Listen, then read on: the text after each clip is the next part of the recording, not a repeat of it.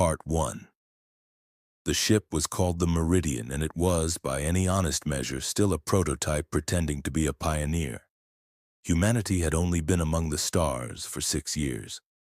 6 years since the first jump drive folded space without tearing the ship carrying it into 1,000 screaming pieces. 6 years since the first grainy transmission had come back from beyond the solar system, and every human alive had stopped to watch it, even if they didn't understand a word of the technical jargon layered over the footage. What they understood was simpler than that. It said, "We are not alone in the dark anymore, and we are the ones who went looking."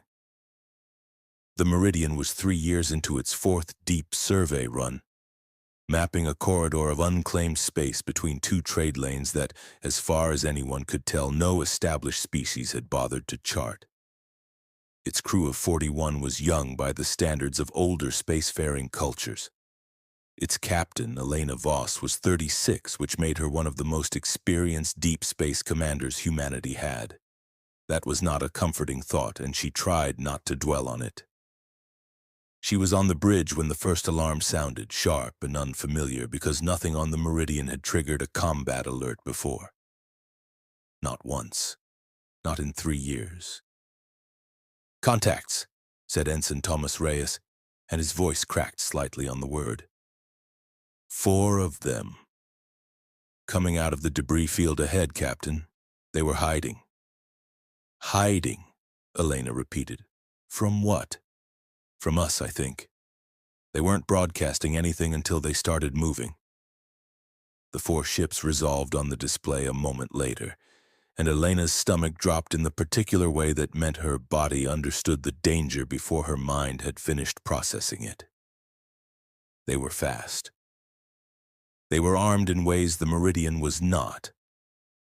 The survey ship carried sensors and drills and sample containment units, not weapons, because nobody had expected humanity's first serious extrasolar encounter to require them. The 4 ships closing on her position were built for exactly one purpose, and it was not diplomacy. "Open a channel," Elena said. "All frequencies. Let them know we're not a threat." "Captain, they're not responding to hails, they're—" Reyes's voice tightened. "They're locking weapons." "Evasive," Elena said, and the word had barely left her mouth when the first shot took out the Meridian's aft shield generator in a burst of white light that rattled through the whole ship like a struck bell. What followed was not a battle. A battle implied some kind of parity, some possibility of a contest with an uncertain outcome. What followed was closer to a controlled execution, 4 hunters circling one wounded, unarmed animal that had wandered somewhere it did not belong. The Meridian's pilot, a quiet, capable woman named Priya Anand, threw the ship through maneuvers that would have made her instructors proud in a training simulator, and meant nothing at all against opponents who had clearly done this before, many times against ships far better equipped to survive it. "Hull breach. Decks 4 and 6, came a voice over the comm, tight with controlled panic. "We're losing atmosphere in the aft compartments." Elena gripped the arms of her chair and watched her ship die by degrees on the tactical display and felt something she had never expected to feel this far from Earth. The specific, complete helplessness of a species that had built its first real ship for the stars and discovered 6 years and 1 skirmish later that the stars did not care how proud of that ship it had been. "Captain." Reyes again. And this time there was something different in his voice, not less afraid, but afraid of something new. "New contact, large. It just came out of slipspace directly behind the—" The tactical display flooded with a shape none of them recognized. Vast, elegant, unhurried, moving into the engagement with the calm of something that had never once needed to be afraid of anything in this sector of space. It did not hail the pirates. It did not hail the Meridian either, not yet. It simply opened fire precisely, and one of the 4 attacking ships came apart in silence. The remaining 3 broke off within seconds. Whatever they were, they knew better than to test whatever this new arrival was. The silence after they scattered was almost worse than the noise had been. Elena sat very still, waiting for the newcomer to turn its attention and its weapons toward the Meridian instead. It did not.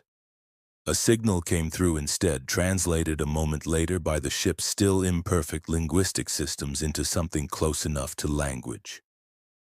"We saw you were in danger. We are sending aid." They called themselves the Ashen Concord, though the translation would take weeks of refinement before the Meridian's crew understood that Concord was closer to agreement or understanding than any word implying a formal state, and that the species itself had no single unifying name for their whole civilization, only for the loose ancient trade network that connected them. Physically, they were tall in a way that read as gentle rather than imposing, pale-skinned in shades that shifted faintly with what the crew would later learn were emotional states, and they moved through the Meridian's corridors with an unhurried patience that made the frantic, exhausted humans feel for the first time since the attack that perhaps everything was not about to end. A single Concord representative came aboard to oversee the repairs personally. Her name, as close as human vocal cords could manage it, was Sarah. She was not a diplomat, not officially. She was simply the ranking officer of the repair vessel that had answered the Meridian's distress signal. And she treated the entire encounter with the same unbothered thoroughness she might have given any other job. "Your hull integrity was compromised in 11 places," she told Elena, standing in the ruined observation deck as her crew worked seamlessly alongside human engineers who barely understood half of what they were watching. "We have repaired 7. The remaining 4 require parts your ship does not carry. We have parts that will function, though they were not designed for vessels of your configuration. We will adapt them." "Why?" Elena asked, because it was the only question that mattered. "Why help us? You don't know us. We could be dangerous. We could be exactly the kind of thing worth avoiding." Sarah considered this with an expression the universal translator rendered as something between amusement and gentleness. "You were dying," she said. "That was sufficient information. We can't pay you. We don't have anything a species like yours would want. We are not asking for anything. Everyone asks for something. Then you have not yet met enough of the universe to know that is untrue," Sarah said without unkindness. "We ask nothing. We give what we have to give when it is needed because it was once given to us long before your kind learned to leave your own atmosphere. It costs us little. It may save you everything. The arithmetic is simple if you choose to look at it as arithmetic." Elena didn't have an answer for that.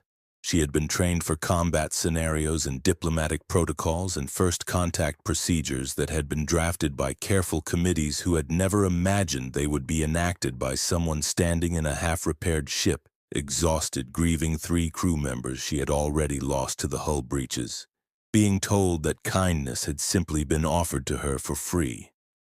"I won't forget this," she said finally, which felt inadequate and true at the same time. Sarah's pale skin shifted very slightly, a color the crew would eventually learn corresponded to something like quiet approval. "Then that is more than enough." Before the Concord ship departed, Sarah found Elena alone on the observation deck, looking out at stars that had 6 hours earlier nearly become the last thing she ever saw. "Your species is very young," Sarah said. "You will meet cultures out here who will tell you that youth means weakness, that you have nothing yet worth offering the wider community of worlds. Some of them will be cruel about it. Most will simply be indifferent, which can cut deeper in its way." She paused. "I do not think either is true, but I think you should remember this day. Not the fear of it, the other part." "What part is that?" "That you were helped by someone who owed you nothing and it changed nothing about who you are, except perhaps what you now know you are capable of becoming." She left without asking for a name to remember Elena by, or a promise, or a treaty. The Concorde ship folded back into slipspace within the hour, and the Meridian, patched together with borrowed alien parts and a crew that would never speak of that day in quite the same way again, turned itself slowly back toward home. Part 2. 19 years passed. Humanity did not simply survive its early years among the stars. It expanded into them with a speed that unsettled older, more established civilizations, the way a fast-growing weed unsettles a carefully tended garden. Within a decade, human colonies dotted 3 systems. Within 15 years, humanity had been granted provisional membership in the Narrated Accord, the loose governing council of the 11 major spacefaring civilizations that had, between them, carved up most of the charted galaxy into spheres of influence, trade agreements, and carefully negotiated silences about the things nobody wanted to discuss. 40 years old when she stood before the Accord Council for Humanity's admission hearing, was 55 now, and served as humanity's senior representative to the council itself. Not because she had sought the position, but because everyone who had worked with her agreed that no one else understood quite so instinctively when to be stubborn and when to yield. A skill that had proven considerably more valuable in the halls of the Narrated Accord than any of her earlier training in ship combat. She had never stopped telling the story of the Meridian, not as a formal parable, not as propaganda. She simply told it when it was relevant, and it became, over the years, something closer to a founding legend than a mere anecdote. Humanity's ambassadors carried it into every major negotiation like a small, quiet stone in their pocket. We were helped once by a people who wanted nothing, and it is the reason we believe there is a better way to be a spacefaring civilization than most of you have chosen to be. The Ashen Concorde, meanwhile, had not changed. That was perhaps the most remarkable thing about them, in a galaxy where every other major power seemed engaged in some perpetual project of expansion or reinvention.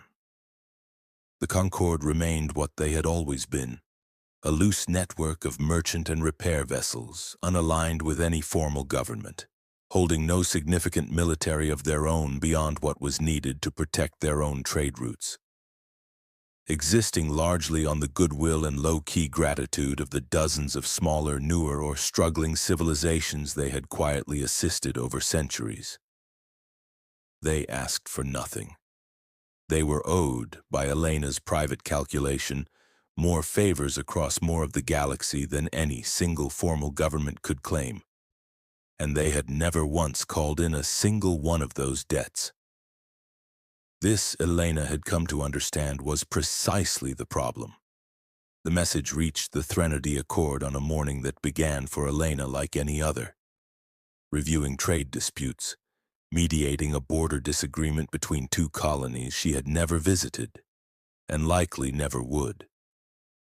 It came through an emergency relay, garbled and urgent in a way that immediately silenced the low murmur of the council chamber.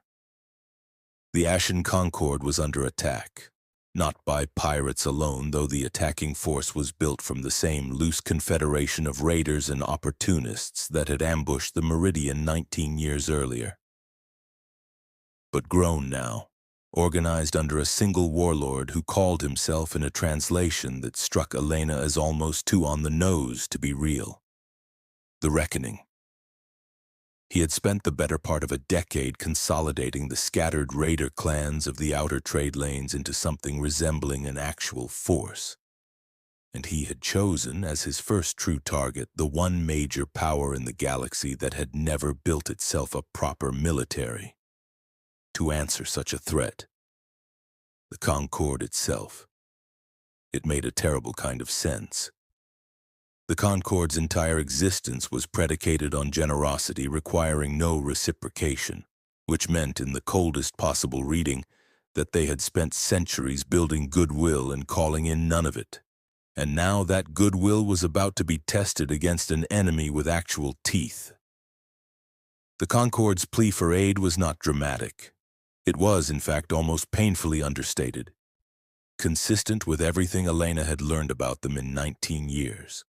A formal request lodged with the Threnody Accord, citing centuries of unclaimed assistance rendered to 8 of the 11-member civilizations, asking only that some fraction of that debt be considered now, in a moment of genuine need. The Council's response was a masterclass in the specific cruelty of bureaucratic indifference. "They have no formal defense treaty with this Council," said the Ultherian delegate, a towering crystalline being whose voice carried the particular flatness of someone who had already decided the outcome before the discussion began. "They have never sought one. That was their choice. Their choice was to help everyone without asking anything in return," Elena said. "That doesn't mean the debt isn't real. It means they never had the poor judgment to demand it be counted." "Sentiment," said the Ultherian delegate, "is not a strategic asset." "They saved my ship," Elena said. 19 years ago, asked for nothing. I would not be sitting in this chamber if they hadn't. And humanity has thrived since," another delegate observed, not unkindly but with the weary practicality of someone who had sat through 1,000 such debates. "Which perhaps proves the Concord's model works precisely because they do not require repayment. Sending a fleet into a live conflict with an organized hostile force on behalf of a civilization with no military value and no binding alliance is not a strategic decision this Council can justify to 11-member worlds. 9 against, 2 abstentions, 0 in favor.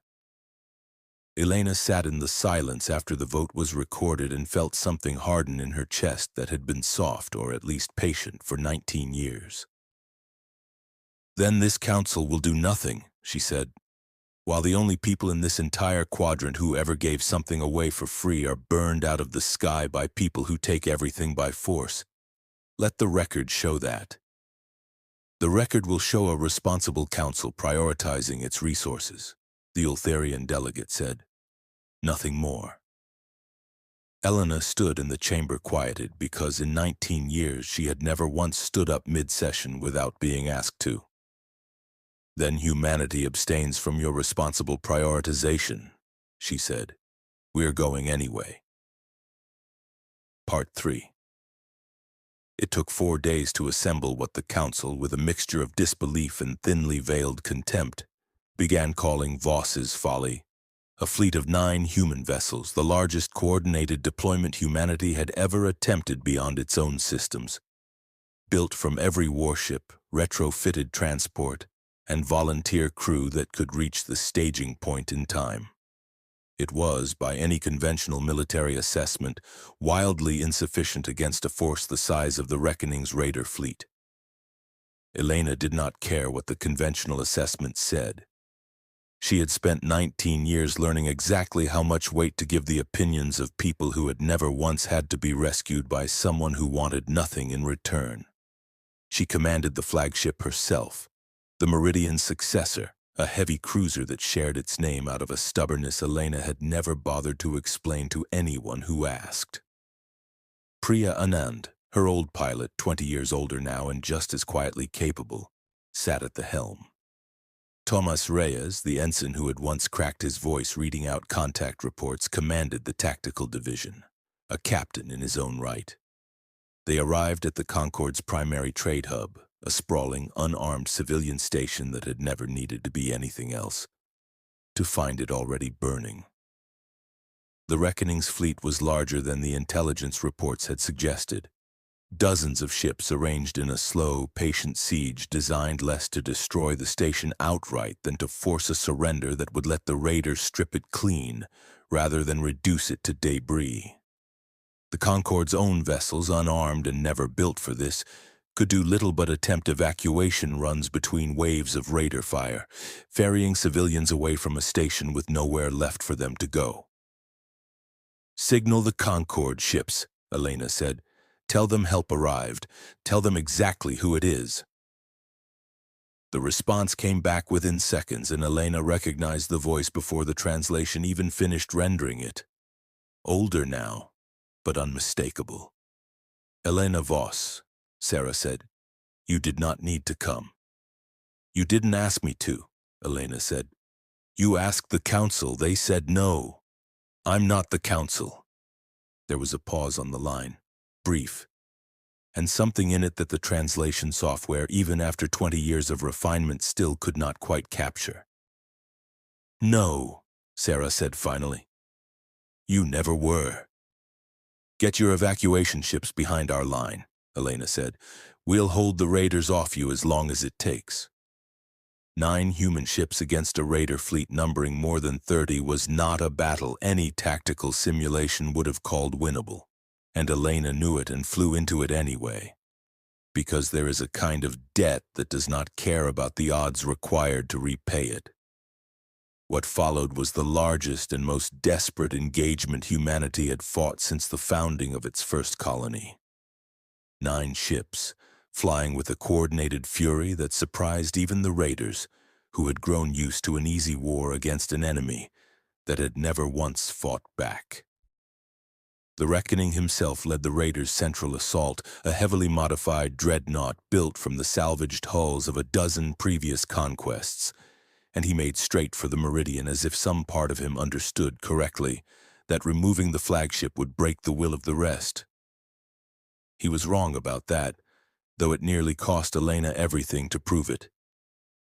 The Meridian took hit after hit, shields failing in sequence, the same low groan of stressed hull plating Elena remembered from 19 years earlier, in a battle that had ended only because someone else had come to save them. This time, no one else was coming. This time, they were the ones who had come. "Captain, we can't take another volley like that," Reyes reported, voice tight but steady in a way his younger self would not have recognized in himself. "Hold the line," shields at 12%. "Priya, bring us between the dreadnought and the evacuation convoy, full burn." "That puts us directly in his firing solution, Captain." "I know exactly where it puts us." The Meridian slid into position, a shield now made of a single ship's stubbornness, and took the next volley meant for 11,000 fleeing civilians directly on its own failing hull. It held. Barely. Long enough for the evacuation convoy to clear the debris field and vanish into slipspace safe, and for the rest of the human fleet to finally break the Reckoning's central formation, ship by ship, the raiders scattering in the same disorganized panic that had once made them run from a single Concorde vessel 19 years earlier. Except this time it was the raiders learning in real time that the species they had assumed was still too young and too soft to be worth fearing had grown considerably sharper teeth of its own. The Reckoning's dreadnought, cornered and alone, made one final attempt to break through toward the station itself, and Thomas Reyes's tactical division cut it off with a precision that would be studied by human strategists for years afterward. It did not survive the attempt. When the fighting ended, the Concorde's trade station still stood, scarred, half burning in places but standing, and the raider fleet that had spent a decade unopposed no longer existed as an organized force at all. Sarah came aboard the Meridian herself this time, walking through corridors scarred by battle rather than by the accident of an unfamiliar hull breach, and found Elena on the same kind of observation deck where they had first spoken 19 years earlier, watching the same kind of stars. "You did not have to come," Sarah said again, quieter this time. "You already said that." "I meant it differently this time." Sarah's skin shifted through a color the crew had never quite learned to name, something between grief and something warmer than gratitude. "We built our entire existence on the belief that kindness should ask for nothing in return. We were right about that. But I did not know until today what it would look like when someone chose to give it back anyway." "You told me 19 years ago that I should remember what I was helped by someone who owed me nothing," Elena said. "I remembered. That's all this was." "It was considerably more than that," Sarah said. The Council will have questions for you when you return. Let them ask.